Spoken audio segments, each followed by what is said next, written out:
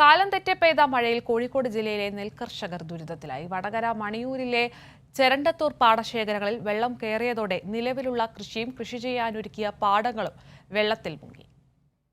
കൃഷി തുടങ്ങുകയും ഞാറ് നടാനായി പാടമൊരുക്കുകയും ചെയ്തവർ അപ്രതീക്ഷിത മഴയിൽ പ്രയാസത്തിലായി. വടകര ചെരണ്ടത്തൂർ ചിറയിലെ വെള്ളം പറ്റിച്ച പാടങ്ങളിൽ വെള്ളം കയറി. നടുത്തോടിലും വെള്ളം പൊങ്ങി. ഉപ്പുവെള്ളം കയറുന്ന നിലയുള്ളതിനാൽ തോട് ബണ്ട് കെട്ടി അടച്ചതാണ്.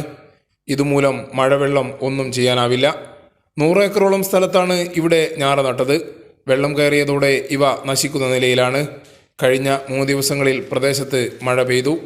അന്തരീക്ഷം ആകെ മൂടിക്കിടക്കുകയാണ്. അന്തരീക്ഷം ഈ കാലാവസ്ഥാ വ്യതിയാനം മൂലം ഉണ്ടാകുന്ന അവസ്ഥയാണ്. ഇതുവരെ ഈ മാസത്തിലൊന്നും മഴ പെയ്തത് എനിക്ക് ഓർമ്മയില്ല. 10-25 വയസ്സുണ്ടെങ്കിൽ ആയിട്ടും അങ്ങനെ സംഭവം ഇതുവരെ ഇവിടെ ഒന്നും ഉണ്ടായില്ല. അപ്പോൾ ഈ കാലാവസ്ഥാ വ്യതിയാനം നമ്മളെല്ലാ കൃഷിയും നശിപ്പിക്കുന്ന അവസ്ഥയിലേക്കാണ് പോയിട്ടുണ്ട്. ഞങ്ങൾക്കാണെന്നെങ്കിൽ വലിയ പൈസ ബാങ്കിൽ തന്നെ ലോൺ എടുത്തിട്ടൊക്കെയാണ് കൃഷി ഉണ്ടാക്കിയത്. അതിലിപ്പം ഞാൻ നശിച്ച അവസ്ഥയിലാണ്.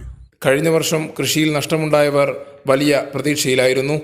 വീണ്ടും മഴ പെയ്യുകയോ പാടത്തെ വെള്ളം ഒഴുക്കിവിടാൻ പറ്റാതാവുകയോ ചെയ്താൽ ഇത്തവണ വൻ നാശമാവുമെന്ന് കർഷകർ പറയുന്നു.